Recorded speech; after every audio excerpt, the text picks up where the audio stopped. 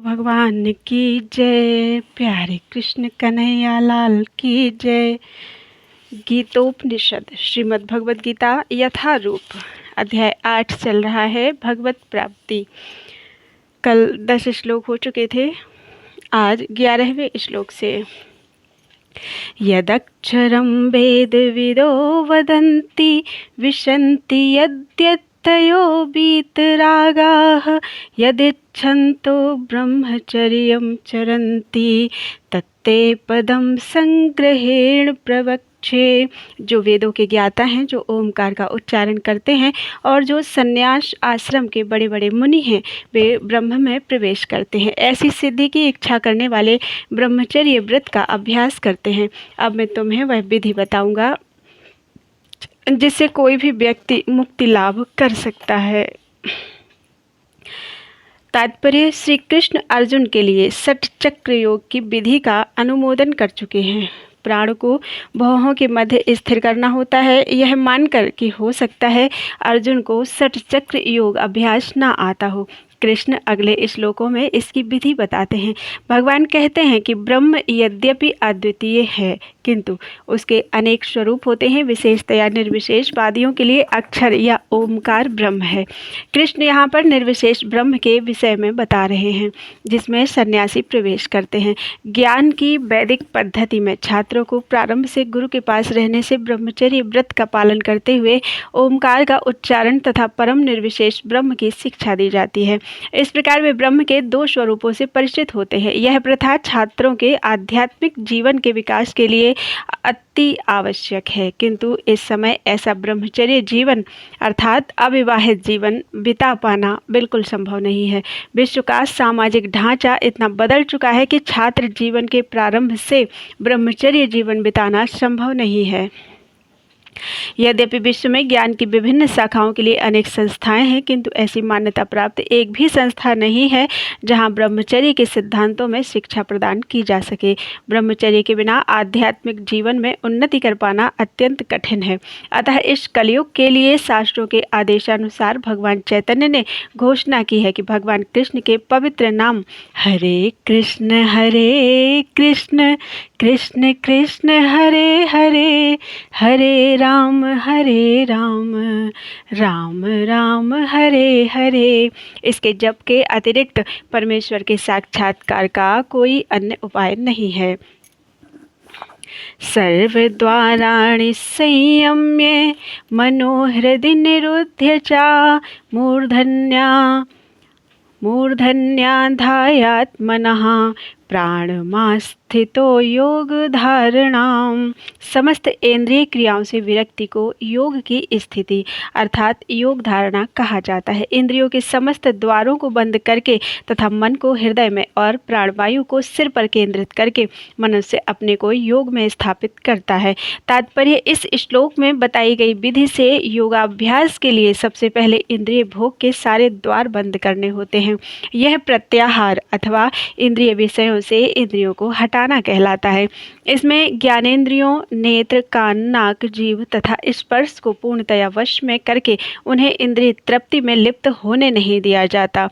इस प्रकार मन हृदय में स्थित परमात्मा पर केंद्रित होता है और प्राणवायु को सिर के ऊपर तक चढ़ाया जाता है। इसका विस्तृत वर्णन 6ठे अध्याय में हो चुका है, किंतु जैसा कि पहले कहा जा चुका है कि अब यह विधि व्यवहारिक नहीं है। सबसे उत्तम विधि तो कृष्ण भावनामृत है।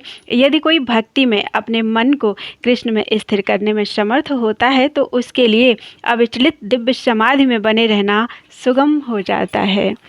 ओम एकाक्षरं ब्रह्म व्याहरन् मामनुस्मरन् यः प्रयाति त्यजन् देहं स याति परमां गतिम्।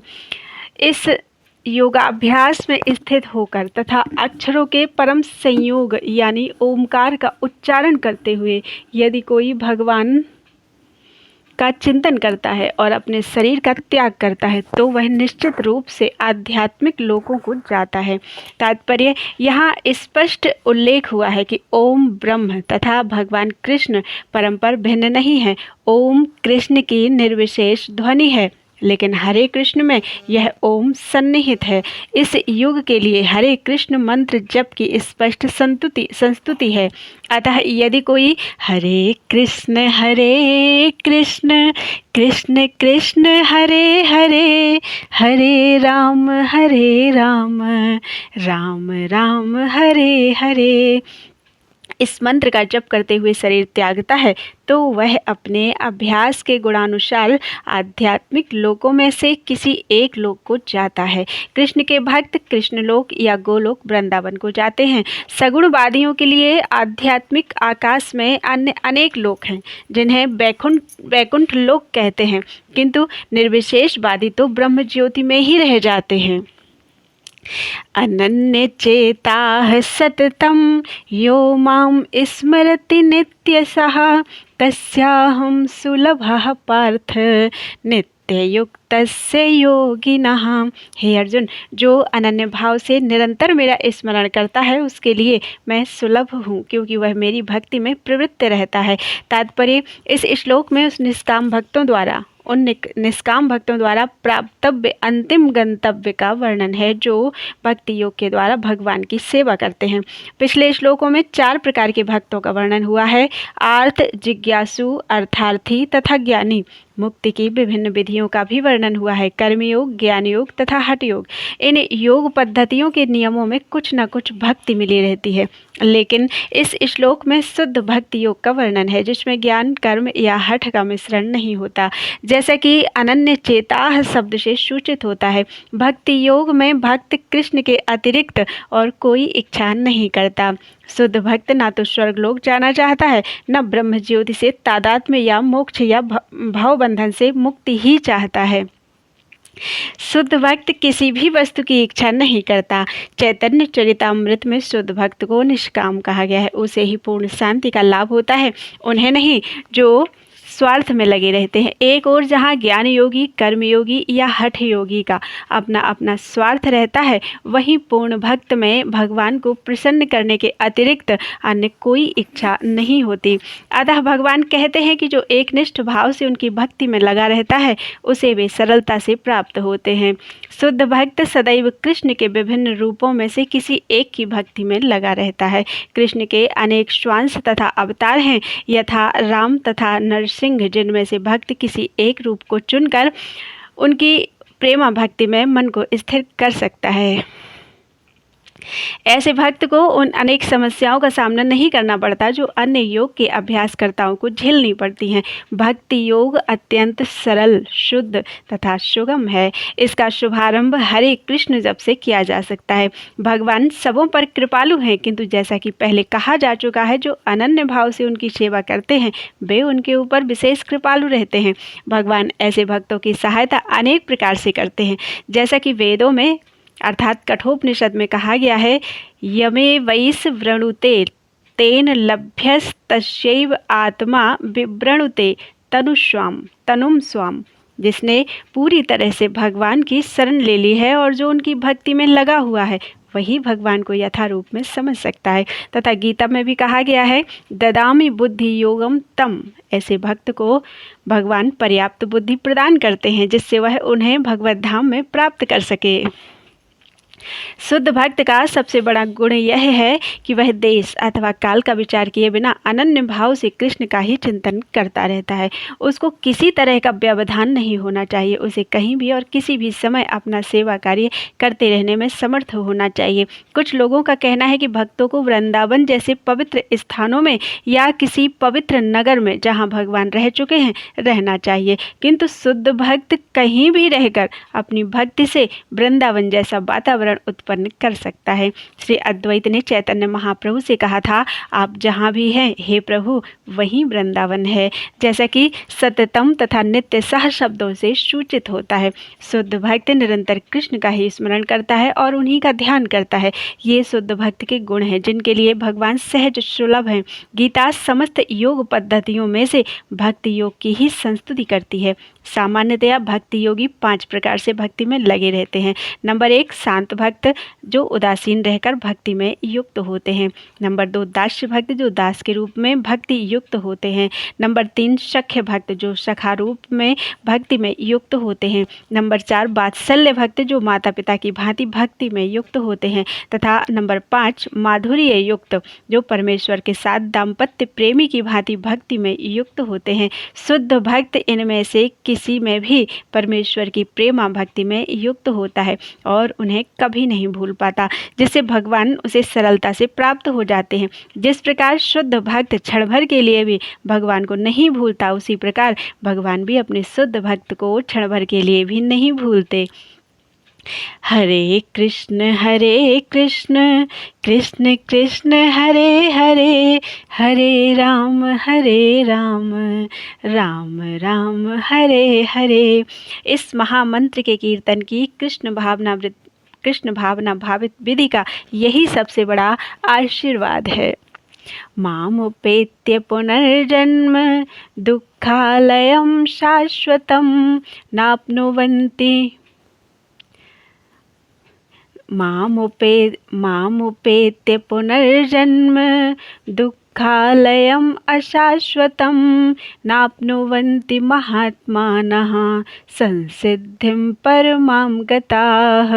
मुझे प्राप्त करके महापुरुष जो भक्ति योगी हैं कभी भी दुखों से पूर्ण इस अनित्य जगत में नहीं लौटते, क्योंकि उन्हें परम सिद्धि प्राप्त हो चुकी होती है। तात्पर्य, चूंकि यह नश्वर जगत जन्म जरा तथा मृत्यु के कलेशों से पूर्ण है, अतः जो परम सिद्धि प्राप्त करता है और परम लोक कृष्ण लोक या गोलोक वृंदावन को प्राप्त होता है, वह वहाँ से कभी वापस नहीं आना चाहता। इस परम लोक को वेदों में अव्यक्त अक्षर तथा परमार्थ गति कहा गया है। दूसरे शब्दों में यह लोक हमारी भौतिक दृष्टि से परे है और अवर्णनीय है, किंतु यह चरम लक्ष्य है जो महात्माओं का गंतव्य है। महात्मा अनुभव सिद्ध भक्तों से दिव्य संदेश प्राप्त करते हैं और इस प्रकार वे धीरे धीरे कृष्ण भावनामृत में भक्ति विकसित करते हैं और दिव्य सेवा में इतने लीन हो जाते हैं कि वे ना तो किसी भौतिक लोक में जाना चाहते हैं, यहाँ तक कि ना ही वे किसी आध्यात्मिक लोक में जाना चाहते हैं। वे केवल कृष्ण तथा कृष्ण का सामीप्य चाहते हैं, अन्य कुछ नहीं। यही जीवन की सबसे बड़ी सिद्धि है। इस श्लोक में भगवान कृष्ण के सगुणवादी भक्तों का विशेष रूप से उल्लेख हुआ है। ये भक्त कृष्ण भावनामृत में जीवन की परम सिद्धि प्राप्त करते हैं। दूसरे शब्दों में वे सर्वोच्च आत्माएं हैं। ब्रह्म भुवनाल्लोकाः पुनरावर्तिनोऽर्जुन मामुपैत्य तु कौन्तेय पुनर्जन्म न विद्यते। इस जगत में सर्वोच्च लोक से लेकर निम्नतम सारे लोक दुखों के घर हैं, जहाँ जन्म तथा मरण का चक्कर लगा रहता है। किंतु हे कुंती पुत्र, जो मेरे धाम को प्राप्त कर लेता है वह फिर कभी जन्म नहीं लेता। तात्पर्य, समस्त योगियों को, चाहे वे कर्म योगी हों, ज्ञान योगी हों या हठ योगी, अंततः भक्ति योग या कृष्ण भावनामृत में भक्ति की सिद्धि प्राप्त करनी होती है।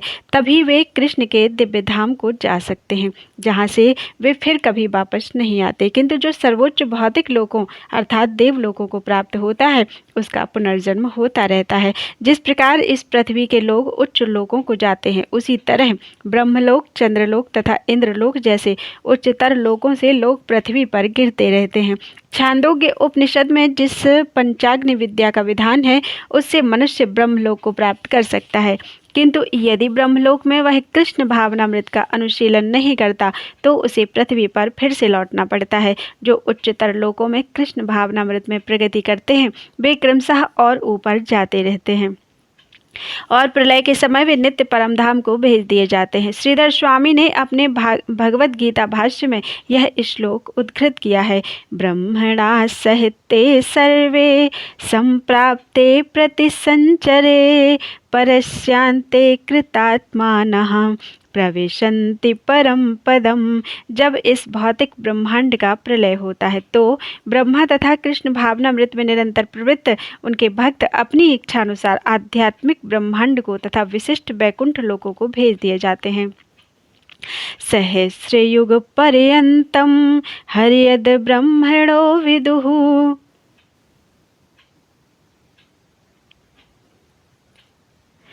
रात्रिम युग सहस्रांताम ते हो रात्रिविदो जनाः। मानवीय गणना के अनुसार 1000 युग मिलाकर ब्रह्मा का एक दिन बनता है और इतनी ही बड़ी ब्रह्मा की रात्रि भी होती है। तात्पर्य, भौतिक ब्रह्मांड की अवधि सीमित है, यह कल्पों के चक्र रूप में प्रकट होती है। यह कल्प ब्रह्मा का एक दिन है जिसमें चतुर्युग, सत्य, त्रेता, द्वापर तथा कलि के 1000 चक्र होते हैं। सतयुग में सदाचार, ज्ञान तथा धर्म का बोलबाला रहता है और अज्ञान तथा पाप का एक तरह से नितांत अभाव रहता है। यह युग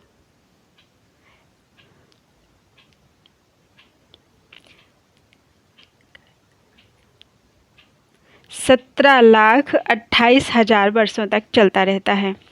त्रेता युग में पापों का प्रारंभ होता है और यह युग 12,96,000 वर्षों तक चलता रहता है। द्वापर युग में सदाचार तथा धर्म का ह्रास होता है और पाप बढ़ते हैं। यह युग 8,64,000 वर्षों तक चलता है। सबसे अंत में कलयुग, जिसे हम विगत 5,000 वर्षों से भोग रहे हैं, आता है, जिसमें कलह, अज्ञान, अधर्म तथा पाप का प्राधान्य रहता है और सदाचार का प्रायः लोप हो जाता है।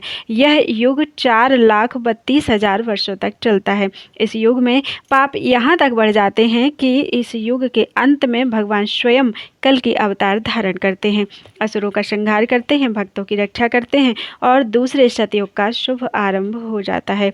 इस तरह यह क्रिया निरंतर चलती रहती है। ये चारों युग एक सहस्त्र चक्र कर लेने पर ब्रह्मा के एक दिन के तुल्य होते हैं। इतने ही वर्षों की उनकी एक रात्रि होती है। ब्रह्मा ऐसे 100 वर्ष जीवित रहते हैं और तब उनकी मृत्यु होती है। ब्रह्मा के ये 100 वर्ष गणना के अनुसार पृथ्वी के 10 लाख करोड़ वर्ष के तुल्य हैं। मुझे ये संख्या पढ़ने में नहीं आ रही, जैसी पढ़ने में आई वैसा मैंने पढ़ दिया। 10 लाख करोड़ नहीं, मतलब कि 31 लाख करोड़, 31 लाख करोड़ और 31 लाख करोड़, 10,000 करोड़ और 400 करोड़ वर्ष के तुल्य हैं। इन गणनाओं से ब्रह्मा की आयु अत्यंत विचित्र तथा न समाप्त होने वाली लगती है, किंतु नित्यता की दृष्टि से यह बिजली की चमक जैसी अल्प है। कारणारंभ में असंख्य ब्रह्मा अटलांटिक सागर में पानी के बुलबुलों के समान प्रकट होते हैं और लोप होते रहते हैं।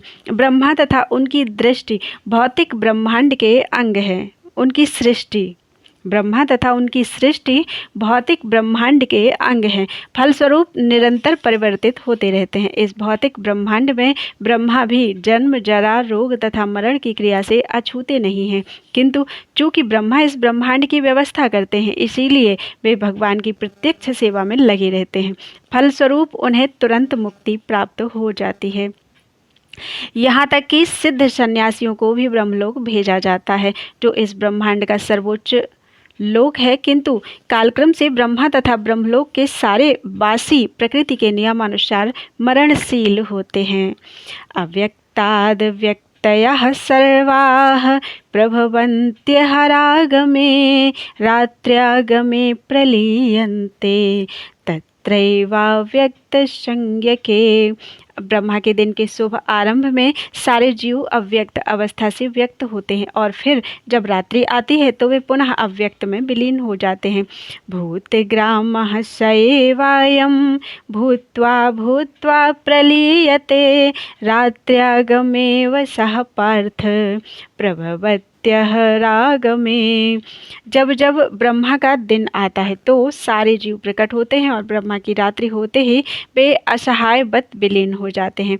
तात्पर्य, अल्पज्ञानी पुरुष जो इस भौतिक जगत में बने रहना चाहते हैं, उच्चतर लोगों को प्राप्त करते हैं, उच्चतर लोकों को प्राप्त करते हैं, किंतु उन्हें पुनः इस धरातल पर, धरालोक पर आना होता है। वे ब्रह्मा का दिन होने पर इस जगत के उच्चतर तथा निम्नतर लोकों में अपने कार्यों का प्रदर्शन करते हैं, किंतु ब्रह्मा की रात्रि होते ही वे विनष्ट हो जाते हैं। दिन में उन्हें भौतिक कार्यों के लिए नाना शरीर प्राप्त होते रहते हैं, किंतु रात्रि के होते ही उनके शरीर विष्णु के शरीर में विलीन हो जाते हैं।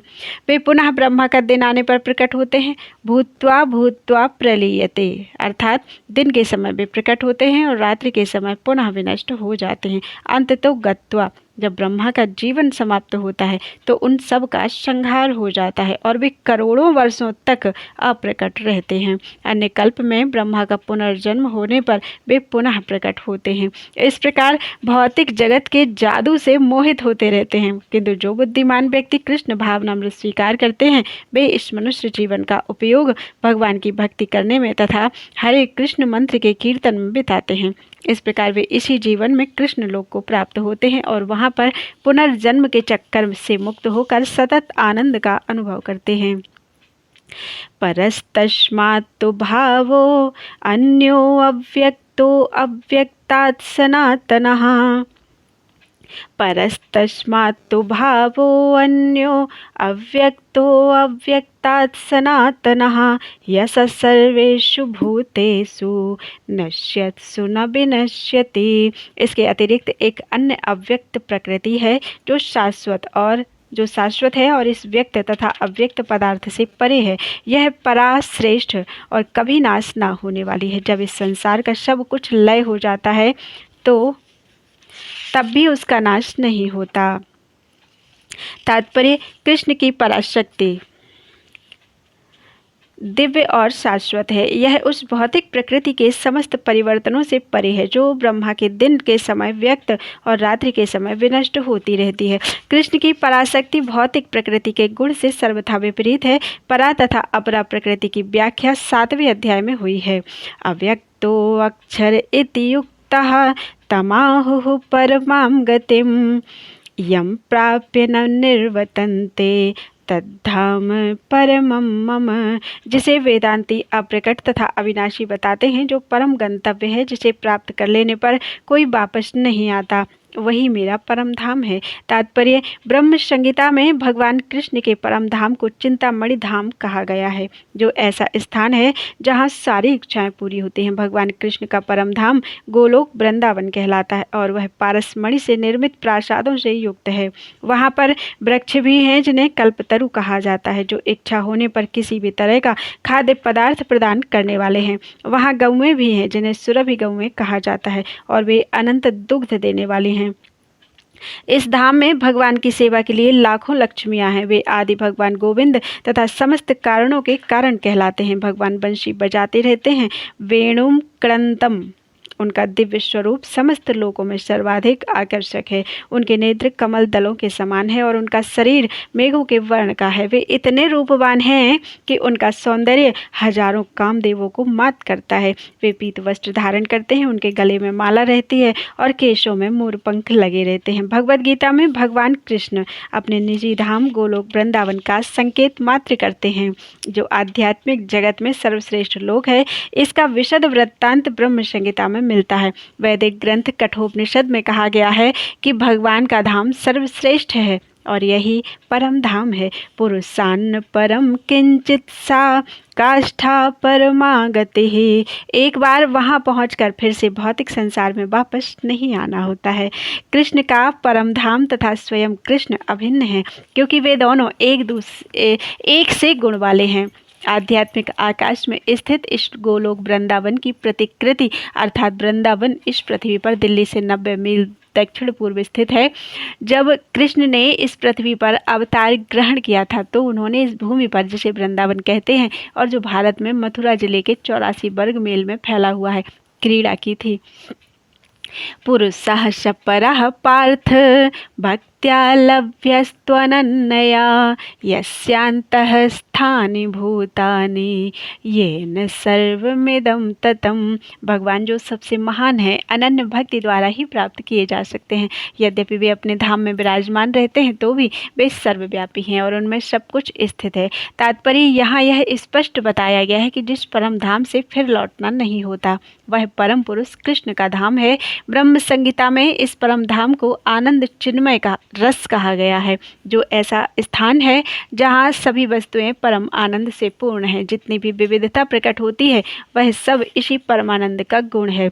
वहाँ कुछ भी भौतिक नहीं है। यह विविधता भगवान के विस्तार के साथ ही विस्तृत होती जाती है, क्योंकि वहाँ की सारी अभिव्यक्ति पराशक्ति के कारण है, जैसा कि 7वें अध्याय में बताया गया है। जहाँ तक इस भौतिक जगत का प्रश्न हैं। यद्यपि भगवान अपने धाम में ही सदैव रहते हैं, तो भी वे अपनी शक्ति, भौतिक शक्ति माया द्वारा सर्वव्याप्त हैं। इस प्रकार वे अपनी परा तथा अपरा शक्तियों द्वारा सर्वत्र भौतिक तथा आध्यात्मिक दोनों ब्रह्मांडों में उपस्थित रहते हैं। यह शांतः स्थानी का अर्थ है कि प्रत्येक वस्तु उनमें या उनकी परा या अपरा शक्ति में निहित है। इन्हीं दोनों शक्तियों के द्वारा भगवान सर्वव्यापी हैं। कृष्ण के परम धाम में या असंख्य वैकुंठ लोकों में भक्ति के द्वारा ही प्रवेश संभव है, जैसा कि भक्तिया शब्द द्वारा सूचित होता है। किसी अन्य विधि से परम धाम की प्राप्ति संभव नहीं। वेदों में गोपाल तापनी उपनिषद में भी परम धाम तथा भगवान का वर्णन मिलता है। एको वशीष सर्वगः कृष्णः। उस धाम में केवल एक भगवान रहता है जिसका नाम कृष्ण है। वह अत्यंत दयालु विग्रह है और एक रूप में स्थित होकर भी वह अपने को लाखों श्वासों में विस्तृत करता रहता है। वेदों में भगवान की उपमा उस शांत वृक्ष से दी गई है जिसमें नाना प्रकार के फूल तथा फल लगे हैं और जिसकी पत्तियां निरंतर बदलती रहती हैं। वैकुंठ लोक की अध्यक्षता करने वाले भगवान के श्वास चतुर्भुजी हैं और विभिन्न नामों से विख्यात हैं। पुरुषोत्तम, त्रिविक्रम, केशव, माधव, अनिरुद्ध, हृषिकेश, संकर्षण, प्रद्युम्न, श्रीधर, वासुदेव, दामोदर, जनार्दन, नारायण, वामन, पद्मनाभ आदि। ब्रह्म संहिता में भी पुष्टि हुई है कि यद्यपि भगवान निरंतर परम धाम गोलोक वृंदावन में रहते हैं, किंतु वे सर्वव्यापी हैं ताकि सब कुछ सुचारू रूप से चलता रहे। गोलोक एवं निवसत्यखिलात्म भूतः वेदों में श्वेताश्वतर उपनिषद में कहा गया है, पराश्च शक्तिर विविधैव श्रूयते स्वाभाविकी ज्ञान बल क्रिया च। उनकी शक्तियाँ इतनी व्यापक हैं कि वे परमेश्वर के दूरस्थ होते हुए भी दृश्य जगत में बिना किसी त्रुटि के सब कुछ सुचारू रूप से संचालित करती रहती हैं। यत्र काले त्वनावृत्तिम आवृत्तिम चैव योगिनः प्रयाता यान्ति तं कालम वक्ष्यामि भरतर्षभ। हे भरत श्रेष्ठ, अब मैं तुम्हें उन विभिन्न कालों को बताऊंगा जिनमें इस संसार से प्रयाण करने के बाद योगी पुनः आता है अथवा नहीं आता। तात्पर्य, परमेश्वर के अनन्य पूर्ण शरणागत भक्तों को इसकी चिंता नहीं रहती कि वे कब और किस तरह शरीर को त्यागेंगे। वे सब कुछ कृष्ण पर छोड़ देते हैं और इस तरह सरलतापूर्वक प्रसन्नता सहित भगवत धाम जाते हैं। किंतु जो अनन्य भक्त नहीं है और कर्मयोग, ज्ञान योग तथा हठ योग जैसी आत्म साक्षात्कार की विधियों पर आश्रित रहते हैं, उन्हें उपयुक्त समय में शरीर त्यागना होता है, जिससे वे आश्वस्त हो सकें कि इस जन्म मृत्यु वाले संसार में उनको लौटना होगा या नहीं। यदि योगी सिद्ध होता है तो वह इस जगत से शरीर छोड़ने का समय तथा स्थान चुन सकता है, किंतु यदि वह इतना पटु नहीं होता तो उसकी सफलता उसके अचानक शरीर त्याग के संयोग पर निर्भर करती है। भगवान ने अगले श्लोक में ऐसे उचित अवसरों का वर्णन किया है कि कब मरने से कोई वापस नहीं आता। आचार्य बलदेव विद्याभूषण के अनुसार यहाँ पर संस्कृत के काल शब्द का प्रयोग काल के अधिष्ठाता देव के लिए हुआ है। अग्निर्ज्योतिरः शुक्लः षण्मासा उत्तरायणं तत्र प्रयाता गच्छन्ति ब्रह्मविदो जनाः। जो परब्रह्म के ज्ञाता हैं वे अग्निदेव के प्रभाव में प्रकाश में दिन के शुभ क्षण में शुक्ल पक्ष में या जब सूर्य उत्तरायण में रहता है, उन 6 मासों में इस संसार से शरीर त्याग करने पर उस परब्रह्म को प्राप्त करते हैं। तात्पर्य, जब अग्नि, प्रकाश, दिन तथा पक्ष का उल्लेख रहता है तो यह समझना चाहिए कि सबों के अधिष्ठाता देव होते हैं जो आत्मा की यात्रा की व्यवस्था करते हैं। मृत्यु के समय मन मनुष्य को नवीन जीवन मार्ग पर ले जाता है। यदि कोई अकस्मात या योजना पूर्वक उपर्युक्त समय पर शरीर त्याग करता है तो उसके लिए निर्विशेष ब्रह्म ज्योति प्राप्त कर पाना संभव होता है। योग में सिद्ध योगी अपने शरीर को त्यागने के समय तथा स्थान की व्यवस्था कर सकते हैं। अन्यों का इस पर कोई वश नहीं होता। यदि संयोगवश वे शुभ मुहूर्त में शरीर त्यागते हैं तब तो उनको जन्म मृत्यु के चक्र में लौटना नहीं पड़ता, अन्यथा उनके पुनरावर्तन की संभावना बनी रहती है। किंतु कृष्ण भावनामृत में शुद्ध भक्त के लिए लौटने का कोई भय नहीं रहता, चाहे वह शुभ मुहूर्त में शरीर त्याग करे या अशुभ क्षण में, चाहे अकस्मात शरीर त्याग करे या स्वेच्छापूर्वक। धूमो रात्रिस्तथा तथा कृष्णः षण्मासा दक्षिणायनं तत्र चांद्रमशं ज्योतिर्योगी प्राप्य निवर्तते। जो योगी धुएं रात्रि कृष्ण पक्ष में या सूर्य के दक्षिणायन रहने के 6 महीनों में दिवंगत होता है वह चंद्रलोक को जाता है, किंतु वहां से पुनः पृथ्वी पर चला आता है। तात्पर्य, भागवत के तृतीय स्कंद में कपिल मुनि उल्लेख करते हैं कि जो लोग कर्म कांड तथा यज्ञ कांड में निपुण हैं वे मृत्यु होने पर चंद्रलोक को प्राप्त करते हैं। ये महान आत्माएं चंद्रमा पर लगभग 10,000 वर्षों तक देवों की गणना से रहती हैं और सोमरस का पान करते हुए जीवन का आनंद भोगती हैं। अंततो गत्वा वे पृथ्वी पर लौट आते हैं। इसका अर्थ यह हुआ कि चंद्रमा में उच्च श्रेणी के प्राणी रहते हैं, भले ही हम अपनी स्थूल इंद्रियों से उन्हें देख न सकें। शुक्ल कृष्णे गति हेते जगतः शाश्वते मते एकया यात्यनावृत्तिम अन्यया वर्तते पुनः। वैदिक मतानुसार इस संसार से प्रयाण करने के 2 मार्ग हैं, एक प्रकाश का तथा दूसरा अंधकार का। जब मनुष्य प्रकाश के मार्ग से जाता है तो वह वापस नहीं आता, किंतु अंधकार के मार्ग से जाने वाला पुनः लौटकर आता है।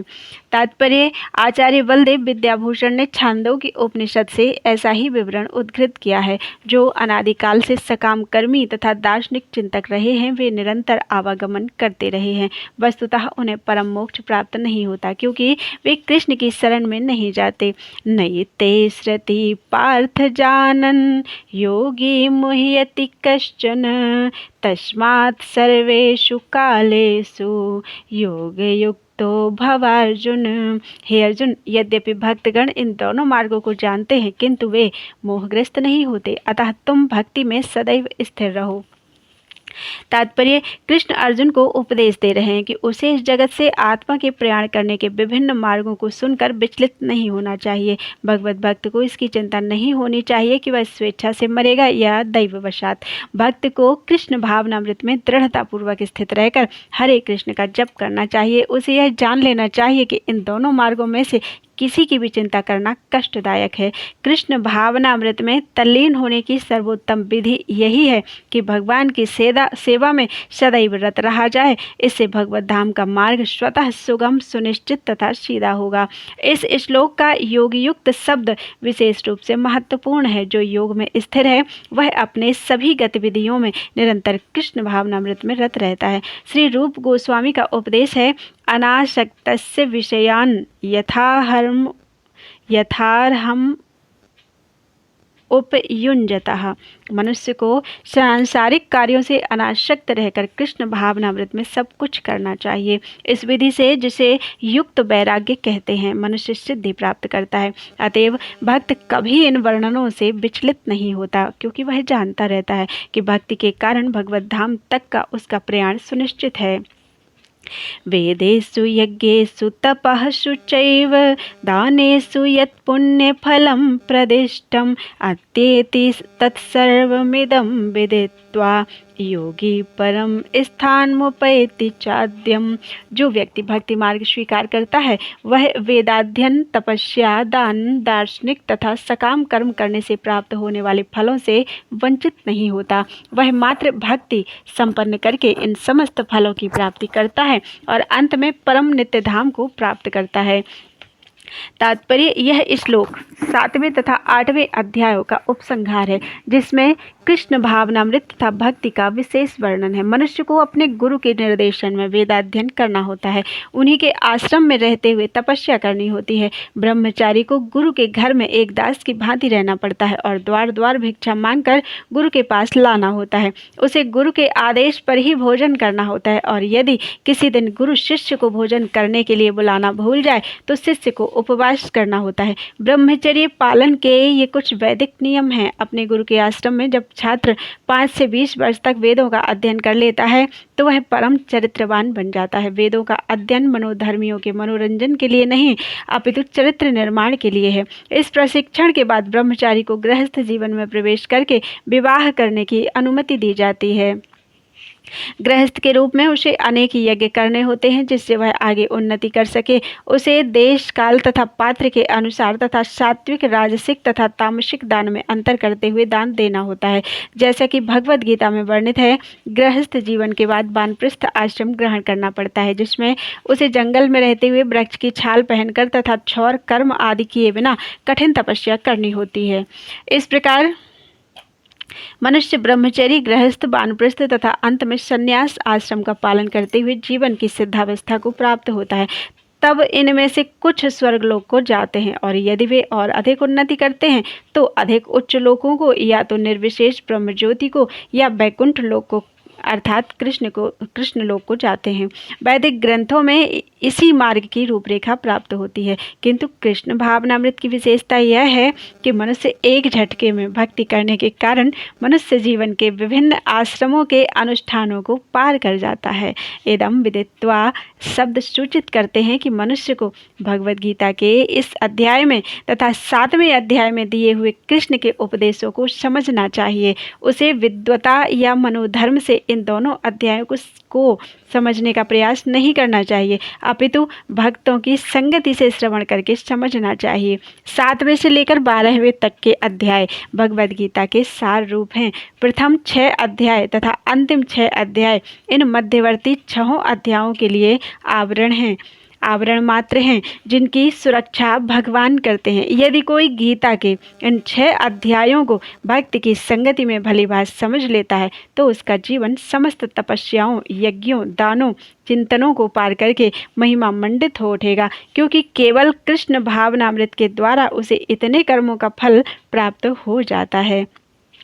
जिसे भगवद गीता में तनिक भी श्रद्धा नहीं है, उसे किसी भक्त से भगवद गीता समझनी चाहिए, क्योंकि 4थे अध्याय के प्रारंभ में ही कहा गया है कि केवल भक्तगण ही गीता को समझ सकते हैं, अन्य कोई भी भगवद गीता के अभिप्राय को नहीं समझ सकता। अतः मनुष्य को चाहिए कि वह किसी भक्त से भगवद गीता पढ़े, मनोधर्मियों से नहीं। यह श्रद्धा का सूचक है। जब भक्त की खोज की जाती है और अंततः भक्त की संगति प्राप्त हो जाती है, उसी क्षण से भगवद गीता का वास्तविक अध्ययन तथा उसका ज्ञान प्रारंभ हो जाता है। भक्त की संगति से भक्ति आती है और भक्ति के कारण कृष्ण या ईश्वर तथा कृष्ण के कार्यकलापों, उनके रूप, नाम, लीलाओं आदि से संबंधित सारे भ्रम दूर हो जाते हैं। इस प्रकार भ्रमों के दूर हो जाने पर वह अपने अध्ययन में स्थिर हो जाता है। तब उसे भगवद गीता के अध्ययन में रस आने लगता है और कृष्ण भावना भावित होने की अनुभूति होने लगती है। आगे बढ़ने पर वह कृष्ण के प्रेम में पूर्णतया अनुरक्त हो जाता है। यह जीवन की सर्वोच्च सिद्ध अवस्था है, जिससे भक्त कृष्ण के धाम गोलोक वृंदावन को प्राप्त होता है, जहाँ वह नित्य सुखी रहता है। इस प्रकार श्रीमद् भगवद गीता के 8वें अध्याय भगवत प्राप्ति का भक्ति वेदांत तात्पर्य पूर्ण हुआ। अध्याय 8 पूरा हुआ। इसमें 28 श्लोक थे। बोलो वृंदावन बिहारी लाल की जय।